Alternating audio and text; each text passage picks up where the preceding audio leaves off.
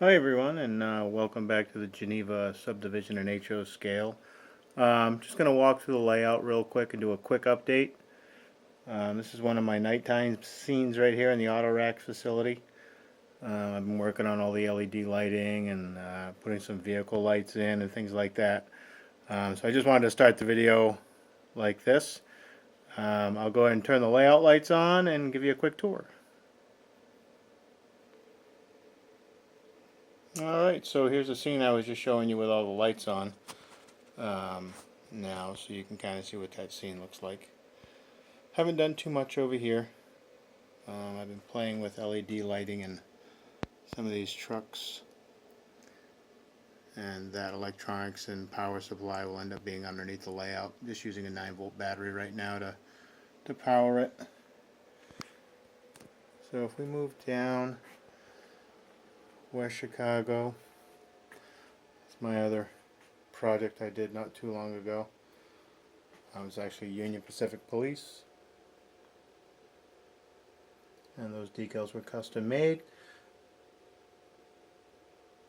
The car is model power, and I stripped what was on it off and became just a regular white Crown Victoria, and then I had the decals made and put them on. The light bar is from Bosch, and that's just an unmarked Dodge Charger. And once again, the electronics will end up going underneath the layout. Right now the power supplies a 9-volt battery down here.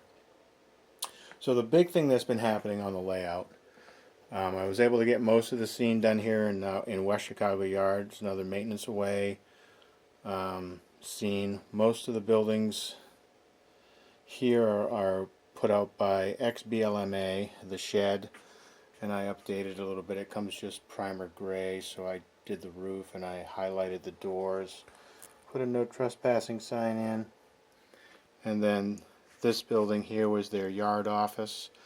I popped the window castings out, repainted the building, repainted the roof boxcar red, and just kind of took the shine away. When I first got the building, it had really like a plasticky shine to it.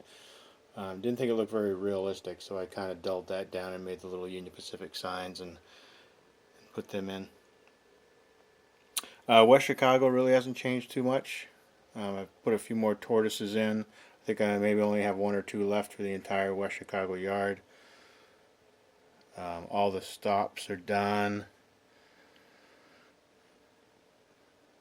Still have clouds to paint. There's the Big Boy 4014 and the scale train water tenders. It's going to be downtown, little downtown area over here, and then all the wires hanging down. That's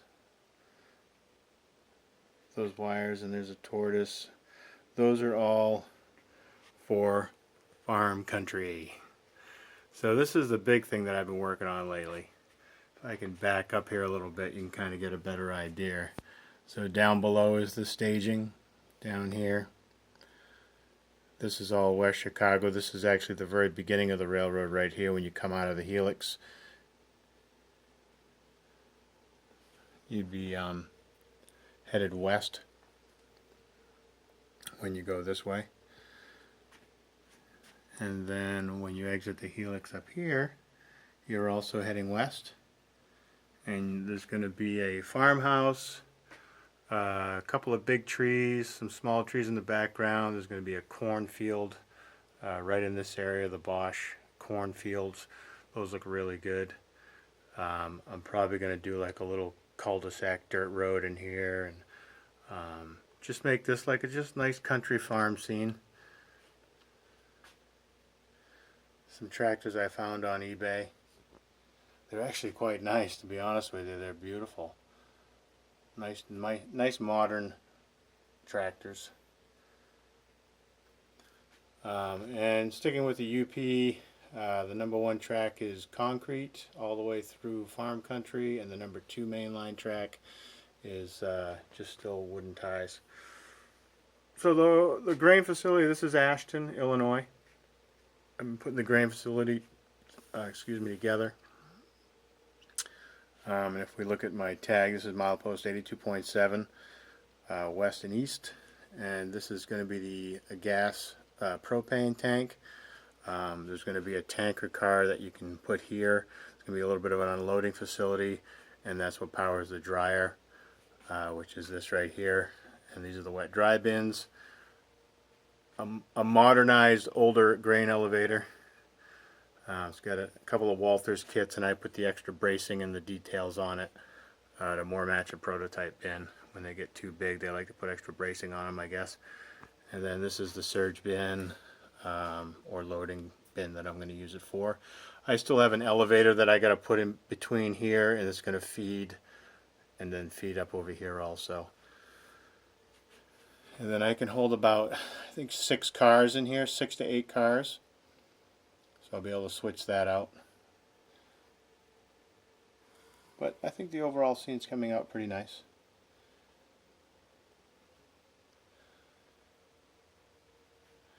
And then I was able to get the backdrop installed all the way from the helix to the dispatcher. I'm still kind of playing with the idea if I want to close this off right here with another piece or not, or leave it open so I can see the top of the helix. Kind of on the fence with that one right now, so not sure yet. This backdrop's 20 inches high, goes all the way to the ceiling, wraps around the room, and then the main line goes to the back, and I made a little interchange track here so I can switch out cars. That's going to be over here in Franklin Grove. It's going to be 2 tracks over here right in the front so I can get to them, or whoever's operating the layout can get to them pretty easily. And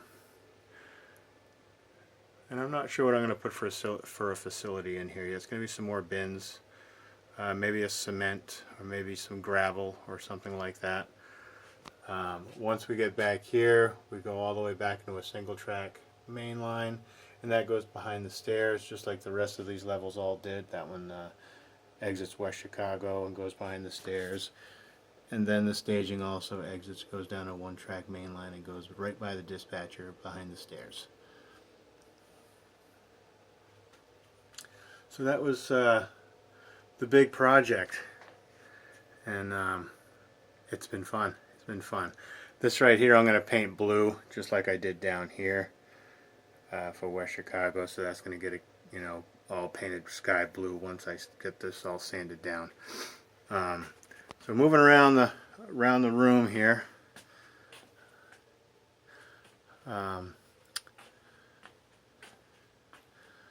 we'll come over to the newest panel. Everybody's seen the first panel I did. I got to kind of prop back right there so I don't hit anything. But the newest panel is coming along nicely, and that's this one here, which is panel number 3. So I've done a lot of work on this panel. This one's going to be this circuit breaker on the top is for Clinton, Iowa, which is the upper level over here. The next one down is the upper and lower peninsula. The next circuit breaker down is going to be for Global 3, and this one way down at the bottom is for your let's see, Staging West, which is this whole staging area on this side of the room. So we have this whole staging area here, which is Clinton West end staging. And then Global 3 Intermodal Yard, I've been doing a lot of work too.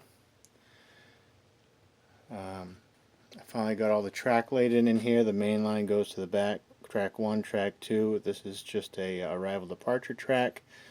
And then Global 3, which is in real life about a 1,200 acre facility.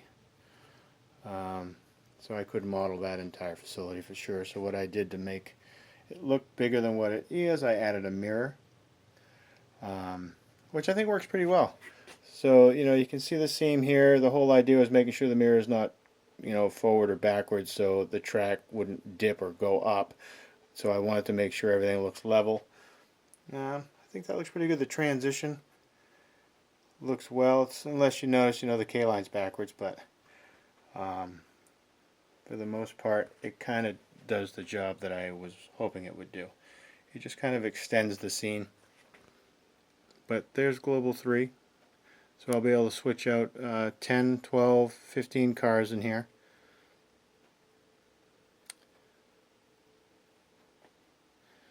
And then that actually goes, the switcher locomotive track is here.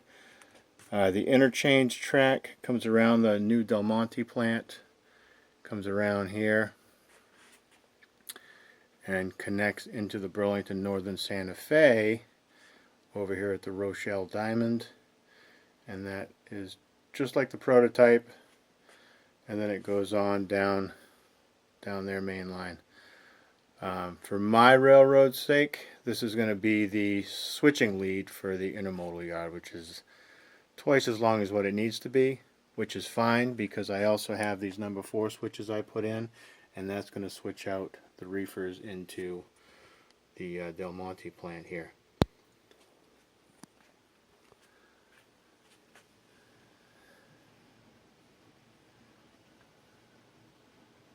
And then up on top is Clinton, Iowa. Not too much changed up here. However, I was able to get the mirror installed up on this upper level. So both mirrors are in. And all the tracks leaving and entering the helix are now complete. So the lower level staging down below. This is the tracks that enter into Global 3. And up top is the leads coming into Clinton, Iowa. Double track main, and then the one closest to the camera is going to be for the grain coming into Clinton, and it's going to run right through the building right here into the grain silos, and then from there it'll reconnect back into the main line, and then it'll be whatever they do to make ethanol in this facility here.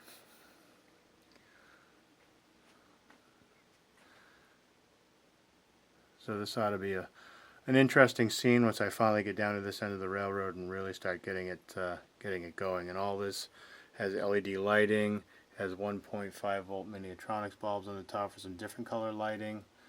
But this whole scene I'm hoping should glow really nice at night. And I also have the black ceiling.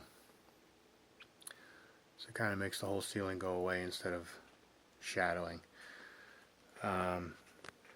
That is pretty much it. So back here down on the panel that I've been working on, this panel is going to have 4 BDL 168s.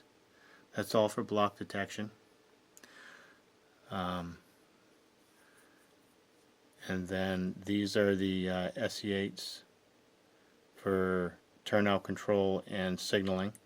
This is the power coming in for the SE8s. This is the power coming in for the BDL 168s. And then the DS64 power is going to get routed this way and plugged into both. Well, all these DS64s is probably going to be 1, maybe 6 of them sitting here, and I have room for at least 8. I left room over here in case I need one more block detector board, and that pretty much is going to fill up this panel. So the 4 PSX circuit breakers, SE8s, BDL 168s, and DS64 turnout controls.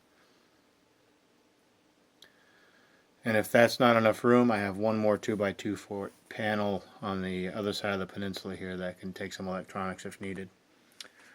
And then if you watched the video earlier today, the Clinton, Iowa swing bridge, I might as well get that in there. So my video earlier today, my Rochelle water tower came in, and you can see it there behind the power plant. Just like the prototype. That really, really completes the skyline. It really looks good. So I'm going to have the decals made for that. The Rochelle lettering on the water tower, and it's got a little Hub City logo on there that somebody's going to go ahead and do that decal for me.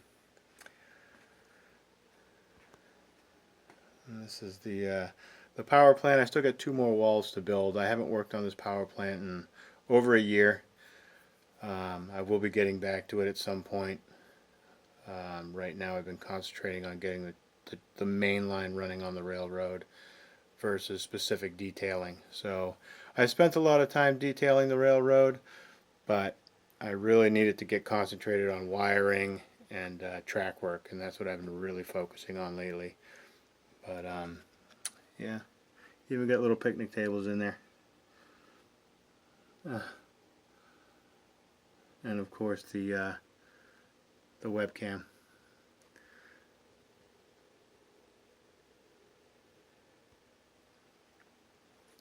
So back over here to the water tower, I had them not install the guy wires because I wanted to do those myself out of piano wire, and that's what I started doing this evening. And then if you looked at the other video, this railing actually got broke off during shipping, but I've now fixed that. That's all set.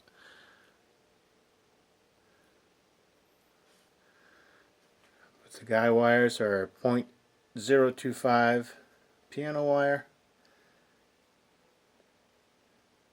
and that pretty much matches the prototype. Alright. And well, folks, I think that about covers everything. Once again, thanks for watching, and I hope you enjoyed this little tour of the Union Pacific Geneva Sub and HO scale. Alright, see you later.